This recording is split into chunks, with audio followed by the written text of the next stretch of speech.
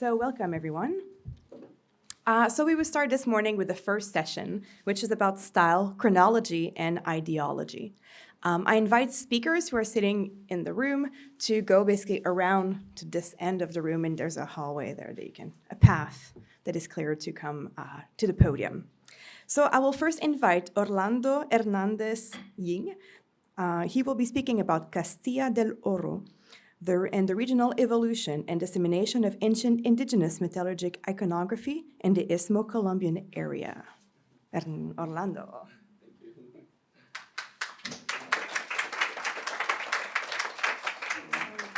Some notes over So here. you use these if you want, or you can use the clicker as well. Let's see. I have my notes on my laptop, so I wanted to be able to see my screen as well. But I. Because he would like to use his laptop to see his notes. Oh, I'm just okay. trying to think about Okay, logistically. I will just put this on the ground, Yeah, perfect. and then you can just click it.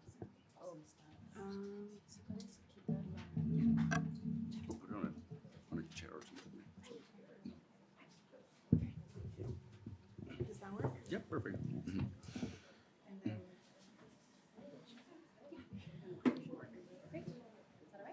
Perfect. Good morning. Buenos dias. Thank you for being here. Thank you for this extraordinary invitation to come back to Canada. I was familiar with Quebec and Toronto, but not with Vancouver, and I've always heard like magnificent things about here, and I'm so happy to be here and be able to see it myself under this particular situation, and being able to share some of our common interests in the ancient cultures that inhabited this continent. Castilla del Oro was the name of that Spanish explorers gave to the territories that extended from the Gulf of Urabá between Panama and Colombia westward to the Belén River in present-day Panama, due to the abundance of alluvial gold that was worn by the inhabitants of these lands. The jurisdiction of Castilla del Oro soon broadened after Vasco Núñez de Balboa crossed the Darien territory to include the Pacific coast of Panama, Costa Rica, and Nicaragua. 16th century Spanish chronicles were perhaps more bewildered by the fact that gold did not have the monetary value it had on the rest of the world than by the fact that its widespread use was one of the few, and at times the only, element of wardrobe worn by men and women of these lands. Stylistic similarities in the gold-copper alloy casts, known as tumbaga in tierra firme and guanin in the Caribbean, emerged along the Caribbean coast of Colombia, Panama, Costa Rica, and the West Indies, shed light on the existence of vast networks of commercial and cultural exchanges among the heterogeneous Amerindian societies. Re-examination of the subject matter allows us to infer that the dissemination of the technical aspects of metallurgy travel intimately intertwined, that's a tricky one, intimately intertwined with iconographic traditions that evidence the existence of a common or at least very similar corpus of cosmological ideas.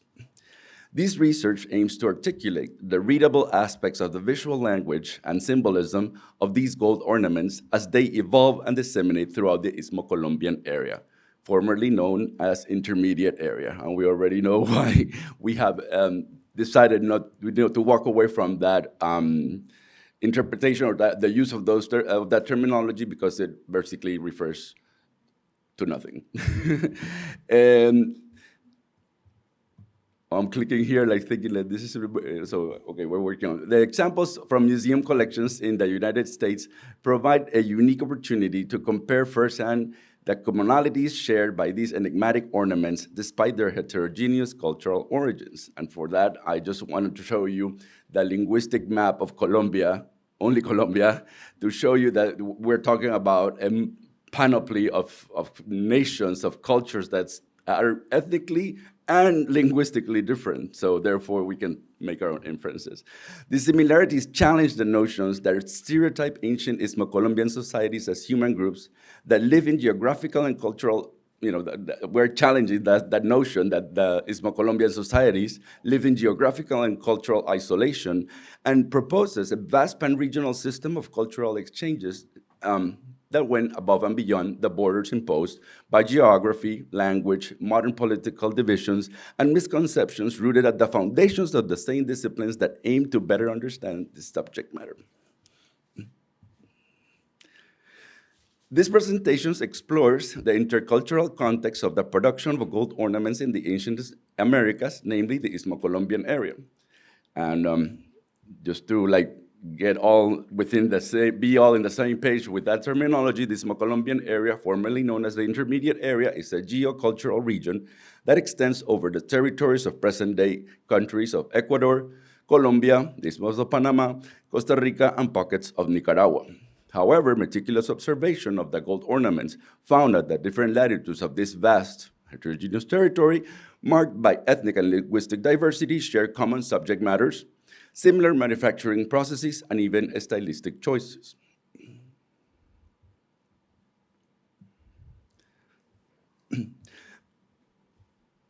Let me go back one.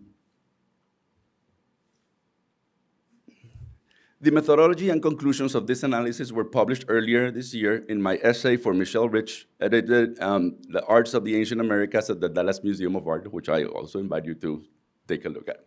The common stereotypes associated to the ancient societies that populated the Isthmo-Colombian area are inherent to the Eurocentrism that reigned during the Enlightenment, precisely when the specialized sciences such as anthropology, archaeology, and ethnography were established in the way that we understand them today, or they were the foundations of that. Therefore, it is necessary to re-examine the terminology and nomenclature that historically has underestimated Amerindian civilizations as heterogeneous panoply of geographically and culturally isolated tribes instead of kingdoms or nations.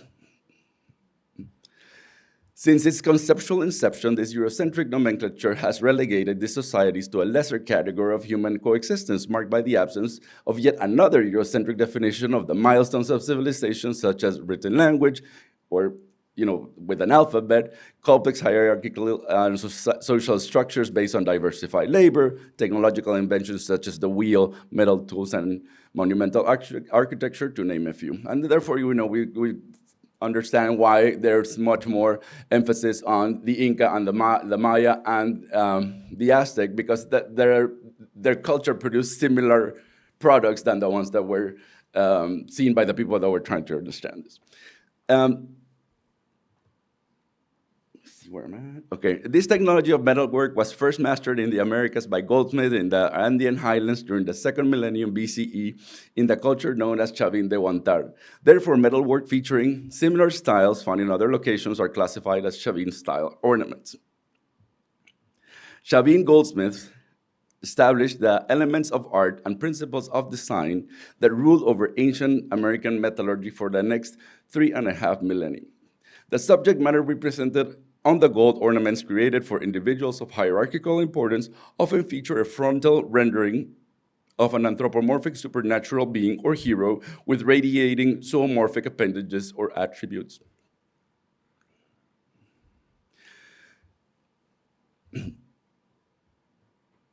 Ferocious animals, metaphors of the supernatural powers of these legendary warrior kings, are referenced by exaggerated fangs, claws, talons, and wings, endowing the barely recognizable human figure of the Chavín crown with the strength and ferocity of the most powerful Andean predators, pumas, eagles, and snakes.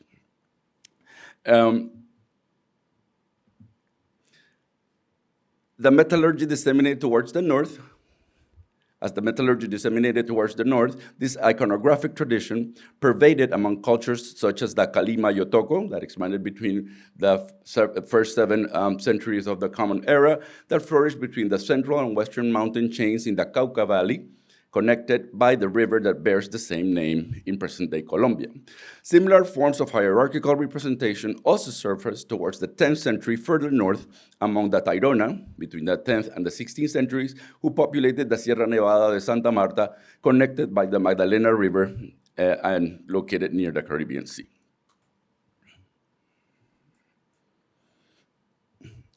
An important aspect of this is the so-called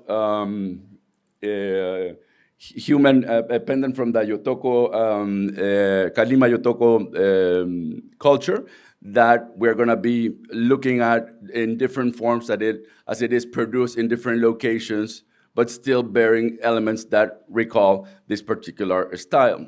So if we start thinking about this and reading the literature associated to it, we have to reference Warwick Bray and the initial style. So he basically suggests that between the 1st and 5th centuries of the Common Era, the entire region was dominated by the same, by the same metallurgic stylistic processes.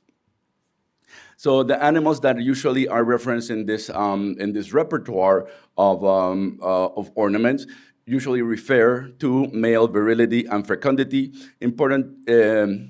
which was important also to establish royal dynasties and secure power within the same lineage, as in the case of frogs, bats, and seahorses. So basically the menagerie is composed of either ferocious animals that are already referenced or animals that reproduce abundantly, such as bats, hippocampa, or frogs.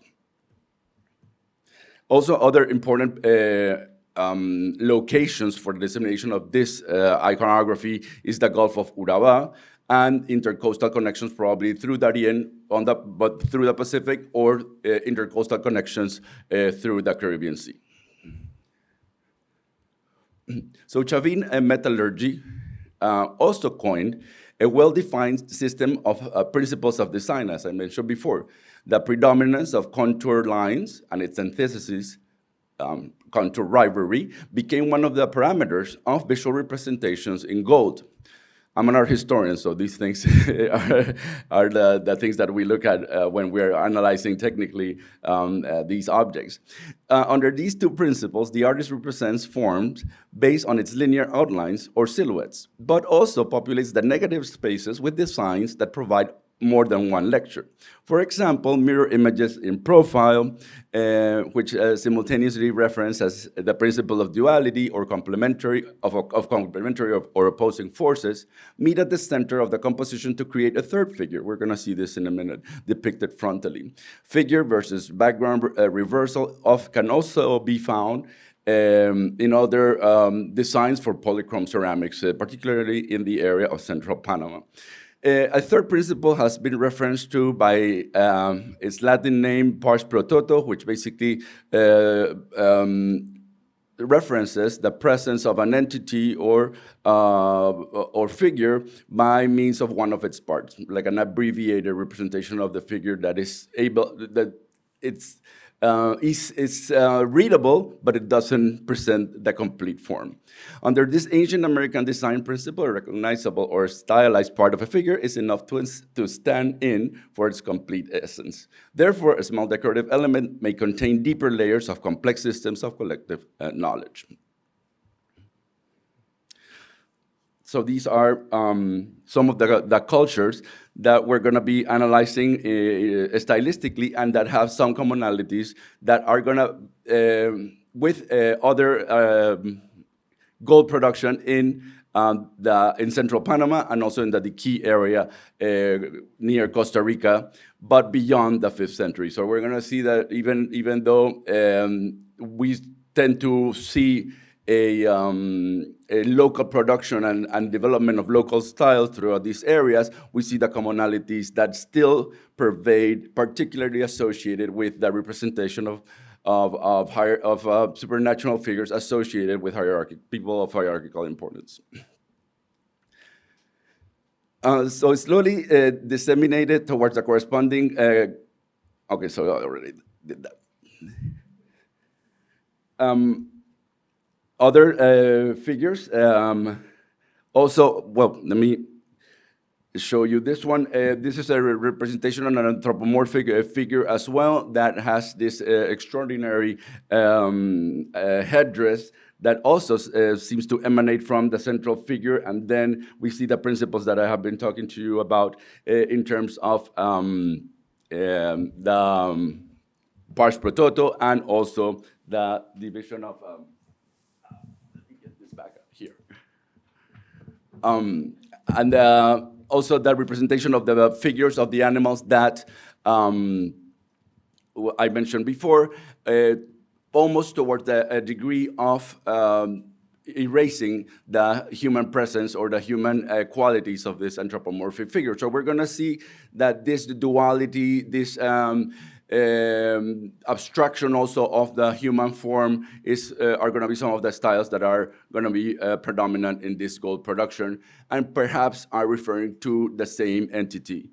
So this is still, yet to be researched furthermore. As I said before, the Gulf of Urabá and the Darien Gap, or the so-called Darien Gap, although as we know today, there are like hundreds of thousands of immigrants like going through the jungle to get to North America, but it probably this territory holds the key or many clues to elaborate a more a clearer understanding of how these styles were disseminated and how they evolve as they go further north across, the Americas with the technology of metallurgy itself. As we can see, even towards the 10th century, we're still looking at the same principles as well that were dictated or were put at the foundations by the Chavin goldsmiths. From that initial style between the 1st and 5th centuries, we have this typical and more abstracted forms, double eagle pendants, animals with curly tails that probably refer to coatis or other forest animals, though all or most of them are chimeras or combinations of elements of different animals, which I would like to equate or trace a similarity with actually, it's a reference to my essay, In the Absence of the Written Word, to the shields and armors that were used by the ancient Greek heroes that depict, all of these stories within the decorations of their armor. So I tend to think, not in these particular ones, but the ones more associated with hierarchical stature, that they actually refer to the qualities of the warrior or the leader. And if the animal is fast, well, to its velocity, to its ferocity, to its power. So I think that that's basically referring to those military aspects of combat. I love these because these small ones from the 1st to the 5th century, and sometimes even furthermore, they reveal also a very close observation of the natural world of this time. So we see the head of a praying mantis, but then a lizard body, also a very close observation of the volumes and anatomies of these little animals and how they combine them in forms that are still very they resonate with us and the design principles that we appreciate today. As we move further towards the 5th century, we see a local production in central Panama that embodies these principles into more anthropomorphic figures. And we see this perhaps also a way of looking at these works from as if you were looking at the animal from above, but also like frontally. So if we use our imagination a little bit, we can see a turtle seen from above, or the limbs of a turtle seen from above, but then seeing the figure frontally with a human face looking at us. But also we have to start looking at it and trying to understand what the other appendages might be. In this case, the bifurcation at the top of the image I have associated it to ceramic designs, and they probably refer to a stylized deer antler.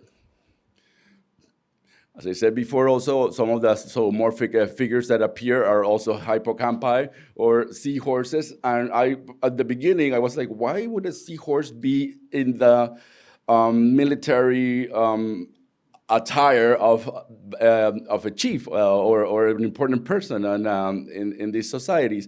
But then I came across a video of a hippocampus like giving birth, and it's the male of the species, the one that carries the babies. And it was, I suggest you to look at it. It was really something very graphic, but very impressive at the same time. So then I understood, okay, it's about fertility and, the extension of a royal lineage, perhaps.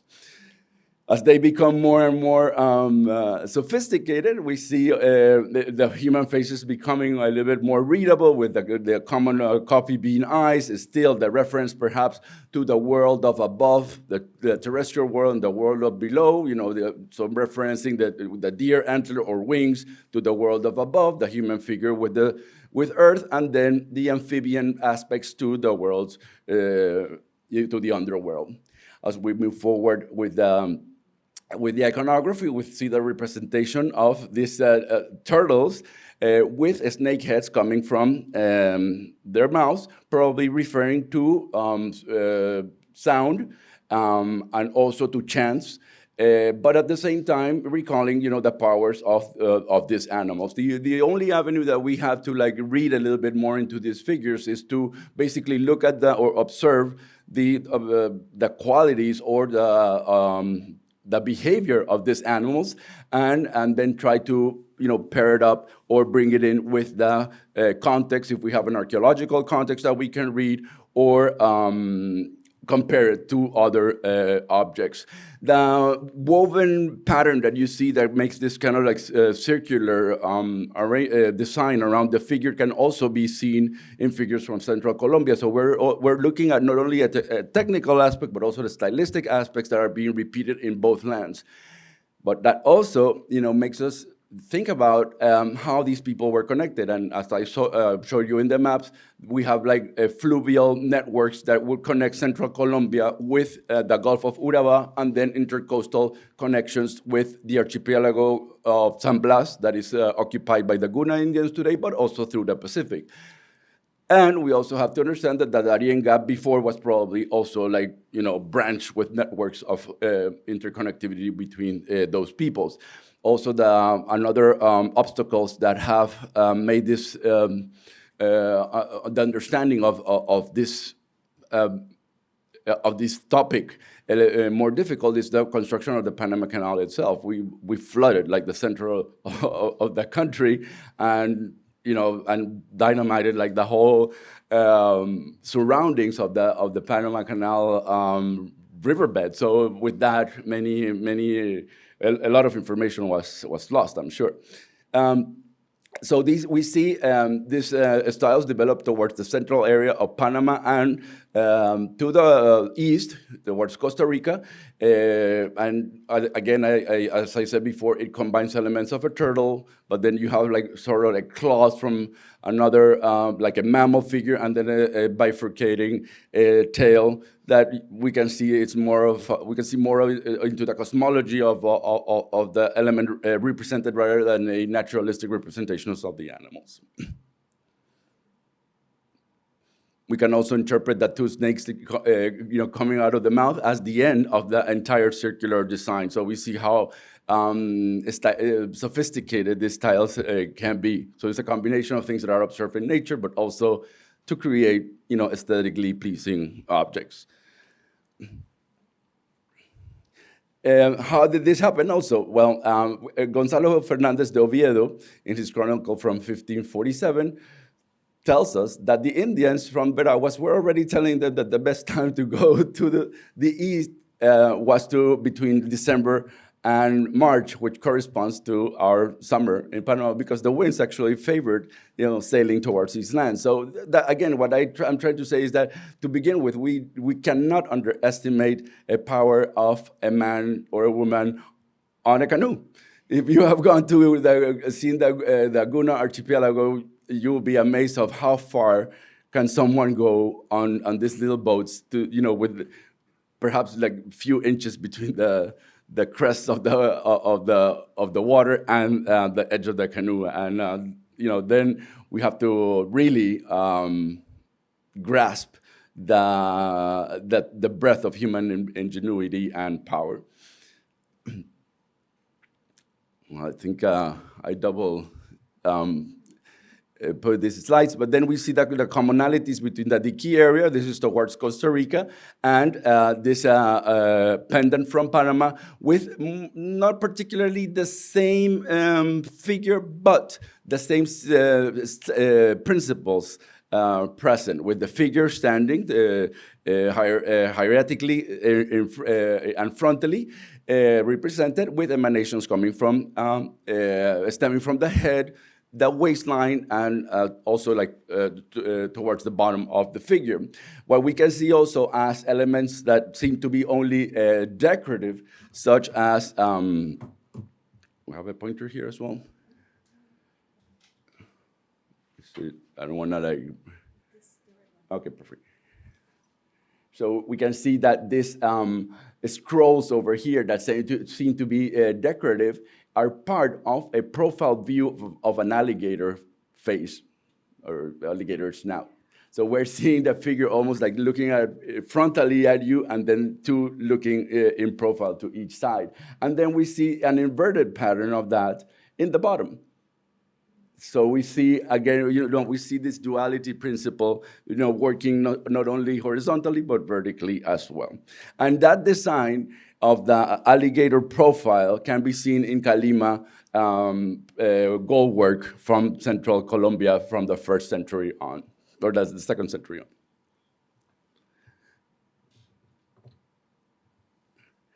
We see also that principle of contour rivalry. This is one of my favorites, and this is one of the pieces that suggests that the trapezoidal, that this particular design that you see here, that is like a trapezoid, so that sometimes people are not very acquainted with geometrical forms, and I have to explain what that is.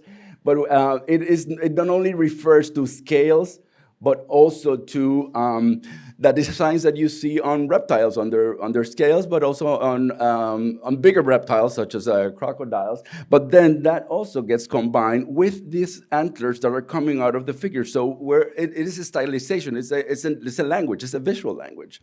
And so we can see here is probably representing the same figure or something associated to it, where we see the combination of fangs, claws, emanations from the body that have life of their own. They can be as small as snakes, but then we have like this more saurian or reptilian forms, but with the snouts turning up, which is an element that you can only see in one type of mammal, which are bats.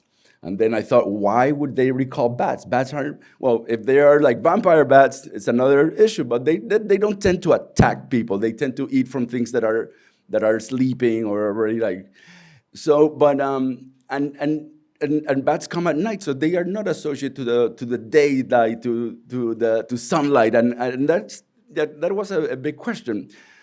But in an article that it fell on my lap from the Smithsonian, I saw that this lady was, forgot her name, is analyzing the musk that the bats collect in their elbows. And apparently the one, and that musk, or it's like a wax, similar to the wax, like ear wax. So sorry for the graphic description. But apparently this wax that the bats collect from their armpits or their, in their arms, the winged arms, exudes odor. And the ones and this lady analyzed that the bats that had the bigger crusts were the ones that were mating more. So I think that there is an avenue of investigation there to see if this is this probably was a matter that was used by these cultures in some way, or maybe just as a metaphor to refer to reproduction and the extension of the species. As we move forward,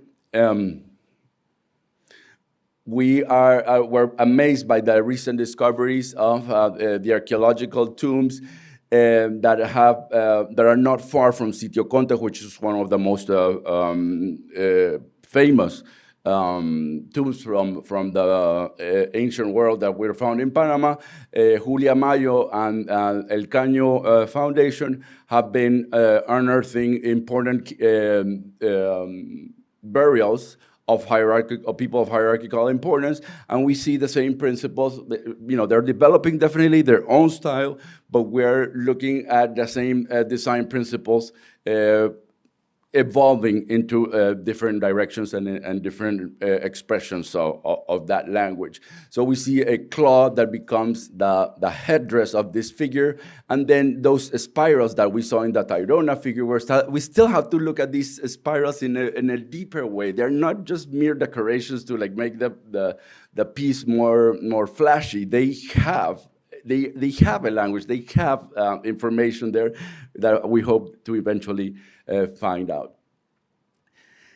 And then I go back to reference the Darien pendant 1,000 years later, where they also call him the Bell telephone pendant, because we remember the telephones from the early 20th century with these two bells at the top. That's what they recall. So we see this one, the Darien pendant. We don't know the origins of it. It's probably from Darien, but we see the same scrolls coming from the center and going on opposite sides, which is something that we saw among the Tayrona in Colombia, and also these spirals forms can be seen in the gold found in the Gulf of Urabá, on metal sheets, on flat sheets, and also in the central area of Panama, where the coils start becoming round or like cable, but over a flat surface. So we see like evolutions of the same design, but with small variations.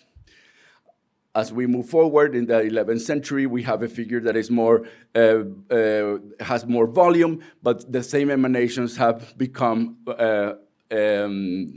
elements of designs that have been added more sophisticated elements. So we see the crocodile patterns over here, and then the scales or the body of the snake or figure have been recalled by these triangular formations. And then we see also the spirals becoming the ears of the figure, and the snout of the animal becomes a combination of the alligator, bat, and other ferocious animals. We see the same thing in Veraguas with the flat sheets, and towards the Chiriquí area with the representation of the same type of appendages on fish. The Veraguas figures also recall elements from central Colombia, and then these frogs that represent fertility. I'm gonna go through them a little bit faster because I was like working on this and I repeated some of the figures.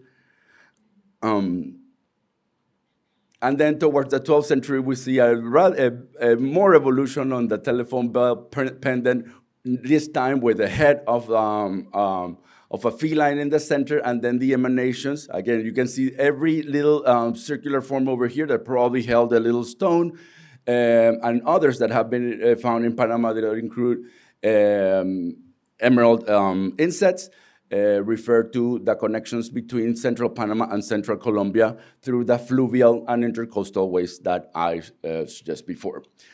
So again, I would like to wrap it up with this image where we see the Kalima Yotoko figure, for the original, let's say, telephone bell pendant or a preliminary design for the Darien pendant, and then its representation in Cocle towards the 12th and 14th century. Thank you very much.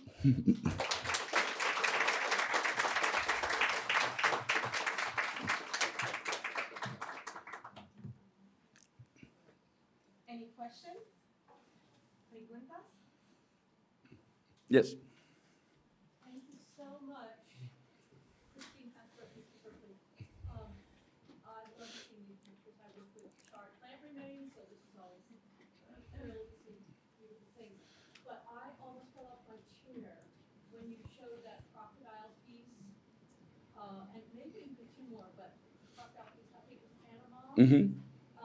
And, you know, you're making wonderful linking arguments Sure, absolutely. which is working from the central Andes. We see throughout a long duration, kind of the arc of the old religion, if you want to call it, kind of what starts before Chavin, well before Chavin, moves through Chavin and moves through Tiwanaku in the middle horizon. So really stops at the end of Tiwanaku, which is about 1100 CE. But in that, you see all over that central northern area, the front face deity. Absolutely. Hands down low like your snake, but the hands up high. And you had it up in Panama, which suggests,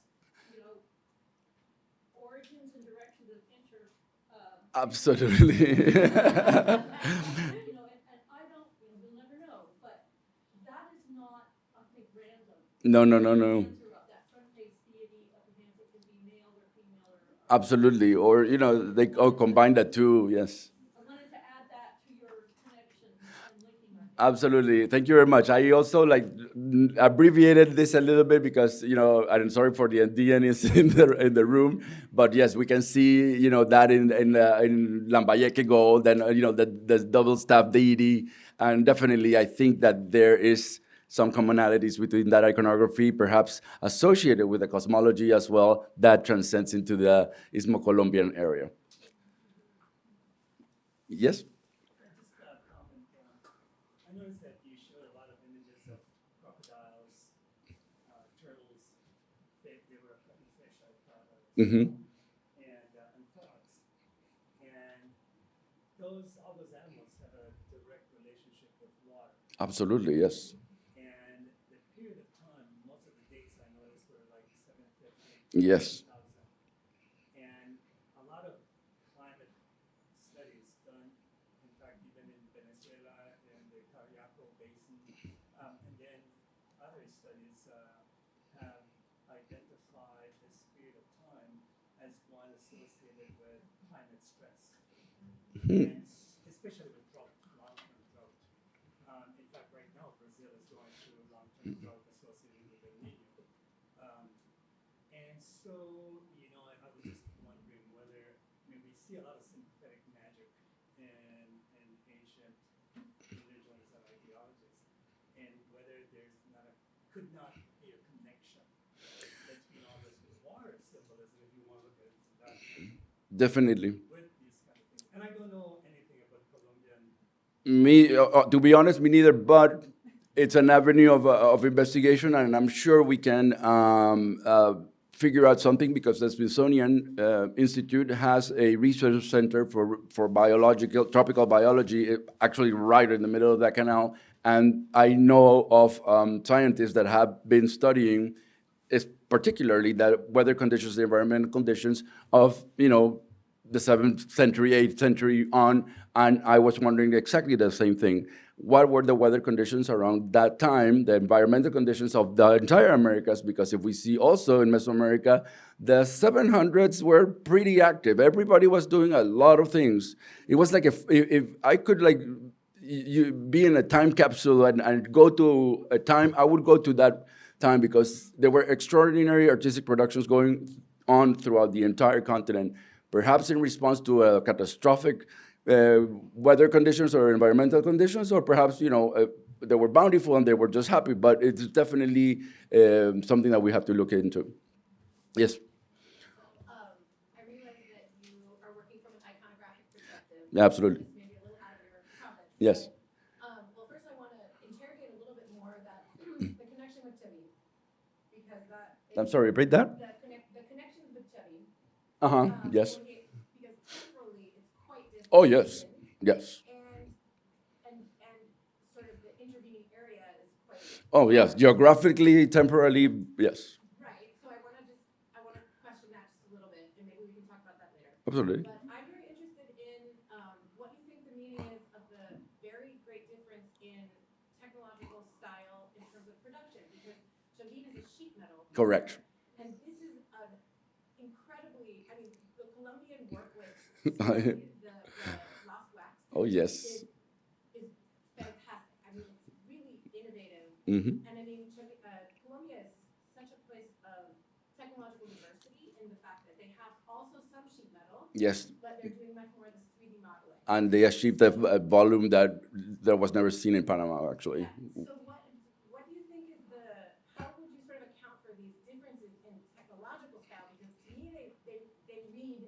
as being very different ways of working with a material and its materiality.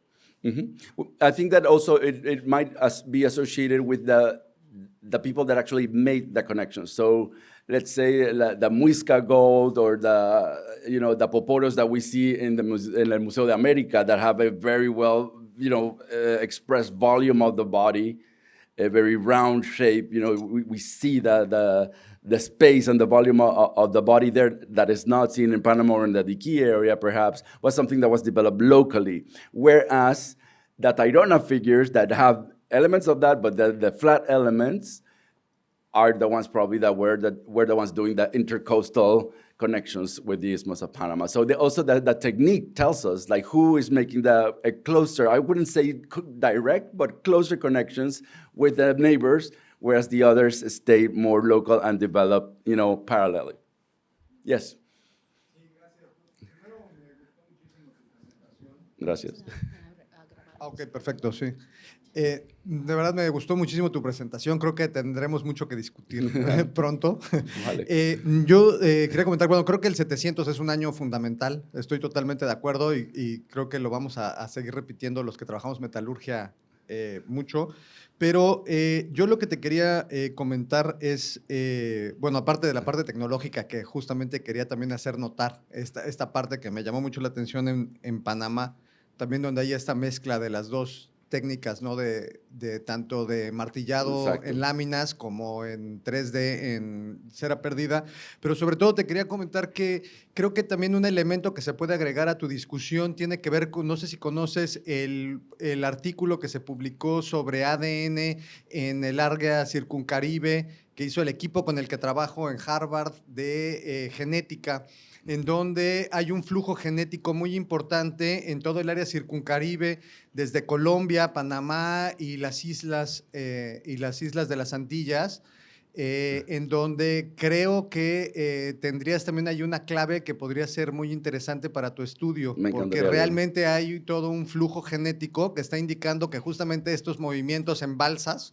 que también me voy a referir yo al rato, el día de mañana, tienen mucho más poder de lo que estamos pensando nosotros actualmente, ¿no? Entonces yo creo que ahí Así tendrías un elemento también que sumaría a tu investigación y muchas gracias. Me gustó Gracias, muchísimo. gracias por la referencia y luego me cuentas Sí, con con gusto. detalle. Pero bueno, para cerrar la presentación me gustaría también citar a John Hoops y la idea de que el Caribe no es un límite, no es una frontera, sino es nuestro mar Mediterráneo y es a través del cual nos comunicamos, al igual que las vías riberinas y los ríos.